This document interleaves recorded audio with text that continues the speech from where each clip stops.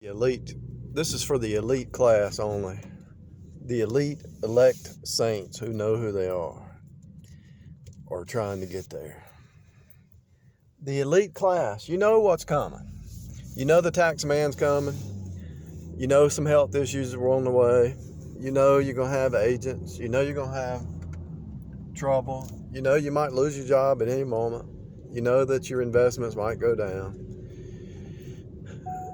Anything that you know you're going to face a problem because this is not heaven on earth. So what do you do? Well, you pray, you walk by faith, but you also stay diligent, okay? Last week, I noticed when I turned my battery, when it was real cold, it was like burp, burp, burp, 3 clicks and then it'd start. Instead of 1 click, start, or 1 or 2, it'd go 3 or 4 and then start. So I knew I needed a new battery. So I went and called a few places, et cetera, et cetera. And I found out it's better just to go to the dealership and just pay them the labor because the battery was $180 from the AutoZone or wherever. Anyway, so I went up there and asked them, and they said, well, we charge $30 labor. But because I bought it there, I guess I got a deal. I ended up only paying $140 to get the job done and a new battery. Now, they might have had a bunch of these in stock, and they just had a good price on them, but it was cheaper for me to get them to do it than for me to do it myself. Now it starts, and I knew winter was coming, so I knew the cold weather. You only have so many cold cranks, right?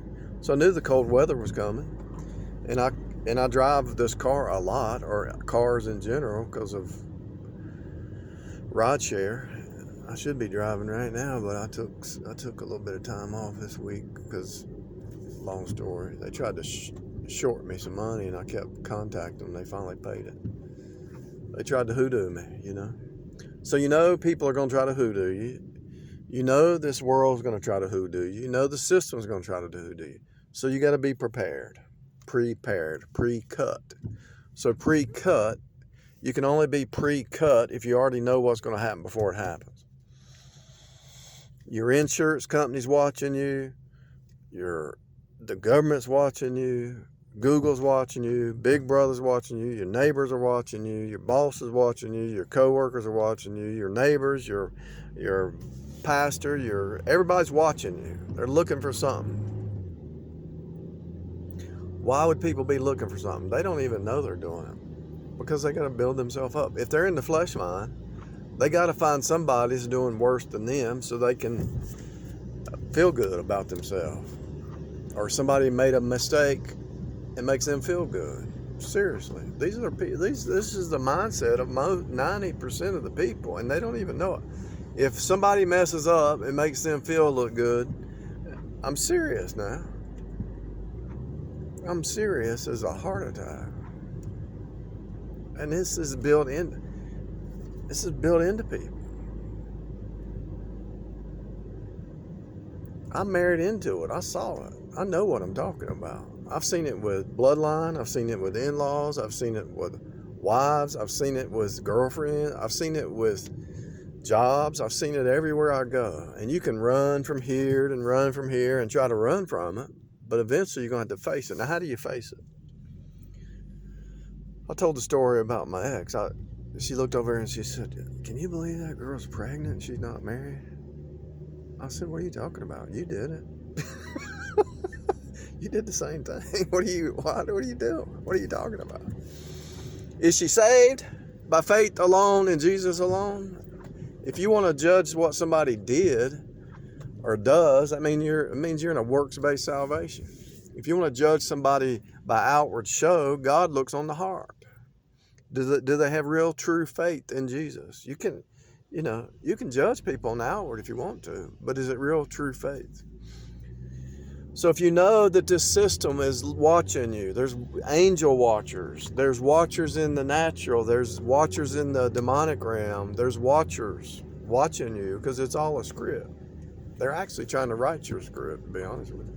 When you get this deep, when you really get deep enough, you realize the devil's trying to write your script, and he will use people and take them captive at will to try to get you to follow that script. And one script the devil wants is for you to commit suicide. And so he'll put people around you or situations around you, narcissists, psychopaths, Jezebels, and they'll hoodoo you so bad and get you all. They'll actually come into your house, and she'll say, "Oh, I love you. I love you. Do you love me? What's the most important thing in your life?" Just trying to pull you into some kind of weird junk. And if you say her, the next day she leaves. Why? She's an agent. She's an agent. She's an agent of the devil. They're trying to get you to kill yourself or jump off a bridge or get drunk or something or get in a fight, just like the Jezebel. So the Jezebel wants you to fight. The narcissist wants you to look bad. They want to hurt you, so you act out, so it makes you look bad, and they're just calm, cool, and collective, and they look like the good guy around whatever their agenda is. They're flying monkeys, so they got flying monkeys everywhere. They have an agenda. They have flying monkeys. They want to paint this picture. There's a fake reality. They're trying to build this fake world, fake reality, and you're just a pawn in their game. If, let's say there's another man, so she's over here with you, and she's wanting to go to another man, but she's got to make you look bad to make her look good in front of that other man, because that other man's not going to marry her. He's going to say, "Why'd you leave?" Because if you left him, you're going to leave me. If you cheated on him, you're going to cheat on me. I mean, come on. It's obvious. Character doesn't change. And so, unless they get saved and renew their mind, but it's a long process. But the character's not going to change. And so what do you do when you're surrounded by devils and snakes and goats and demons and flesh-minded Cains and Jezebels and Delilahs? What do you do when you're surrounded by that? What do? You take up your cross. You get your identity in Jesus, not in what people do, not in the situation, not in the drama that's always around you all the time.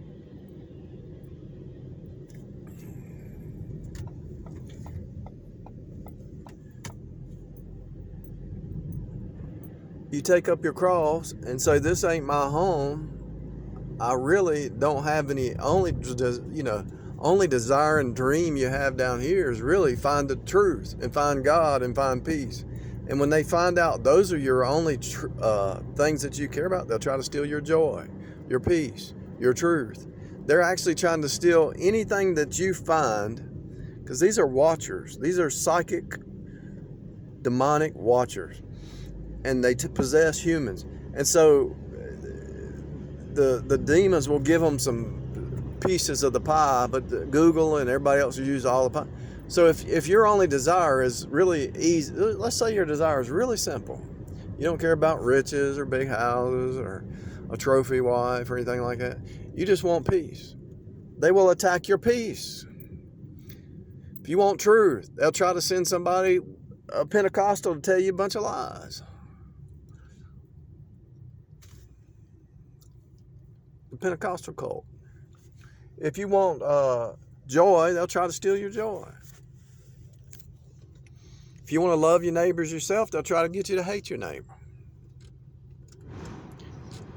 I'm talking about the demonic realm, and I'm talking about people possessed by the demonic realm or controlled by the hive mind, because the hive mind is the demonic realm. And so, whatever your desire is down here in this convoluted, upside down, fake reality. Look at this. I had my signal on, and they didn't care. Look at that. Look at that. And she's driving a nice car. A high-dollar car. She's not no hood rat. She's driving something nice, and she didn't care. She saw my signal. Don't matter who it is. It doesn't matter what race, what color, what shape, male, female, what economic status. The flesh mind is the flesh mind. And the flesh mind is always trying to get you before you get them. That's the way they think. You're not even trying to get them, but they're going to try to get you first. Seriously. And they're looking for people who are gullible and will get. There's people out there. They'll say, "Can I get a ride home? Can I get a ride home from work?" They don't offer any money, and they go behind your back and say, "Oh, is he going to give me a free ride?" Seriously, it happens all the time. Can I bum a cigarette? I don't smoke. What are you talking about? Can I bum a? So you're a bum? Is that what you're telling me? Can I bum a dollar? So you have the mindset of a bum. So you want to just get up. You want everybody else to sacrifice for you. You don't want to sacrifice for nothing. Come on now. It's so obvious. So what's the answer? You don't want to be in bitterness. You don't want to be in unforgiveness, because the root of bitterness, they're attacking your soul. They're attacking your will, your emotions, and your intellect. Now listen, they're attacking your will. Instead of doing God's will, they want you to do their will or get you distracted that you don't do God's will. They're attacking your intellect. They're feeding you sugar and all kinds of stuff that destroys your intellect. Sin makes you stupid. Sin makes you stupid, for real. They're attacking your intellect with food, distractions, sin. They're attacking it with chemicals, everything. Emotions, they're trying to get you in emotion instead of stability. They don't want you to have good emotions. The narcissist wants you to have bad emotions, but they'll find out what your desire is and say, "Oh, let's give him or her or whoever a good emotion. So let me play that for a minute, and then let me just pull a rug out from under." They do it on purpose. These people are sick. They're sick. They really are sick. I mean, this is real. This is the elite understanding. So you have to understand the elect saints are under attack because of Christ in you. It's not you. They don't really hate you. They hate Jesus Christ by his Holy Spirit in you, because you're replaying the same script that he played. You're walking down here in his stead. Are you doing a good job? It doesn't matter. It doesn't matter. "Oh, I'm not following his stead like I should." Why are you putting yourself under a guilt trip? He knows that. He's gonna renovate you, because he's God. That's why you're still here. You're being renovated. "Oh, I'm not walking the Christian life like I should." Why are you beating yourself up? You're putting yourself back under law. Did you enter in by faith? Yeah. What are the works of God? To believe on his Son. Do you want to do good? Yeah. Well, there you go. Did you get a new heart? Yeah. See, most people are beating themselves. Why are you beating yourself up? Why are you under self-condemnation? Why are you living in the past? Why you feel guilty? Why ain't you free? Because somebody around you, or the system, or your own work, somebody put these thoughts in your mind, and it wasn't from God. Because God says, "If the Son shall make you free, you're free indeed." Why ain't you joyful?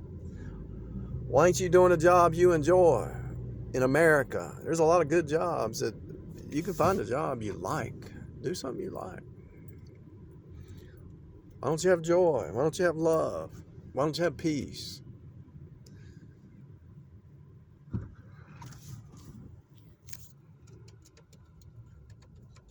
Because this person in my life is making my life miserable. Get them out of your life. Why don't you get them out of your life? Because you think that's normal to be abused. Remove them from your life. You think it's normal, right? You think it's normal. They're abnormal. Yeah, but there won't be anybody left. So, it's you and God, right? Is God on your side? Is God on your team? I used to drive like from 12 to 3 late night doing the bar crowd, and I noticed those people were abusers. The drunks they're just abusers. They're abusing their own bodies, so they don't care if they abuse you.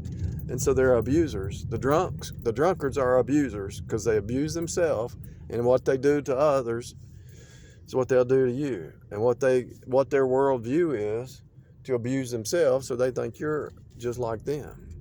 I mean, think about a drunkard or a drug head. They do it, and they think you're going to do it. They think, because they like it, they think you like it. Seriously. The smokers smoke and blowing smoke in your face, and they do it, and they think because they like it, you'll like it.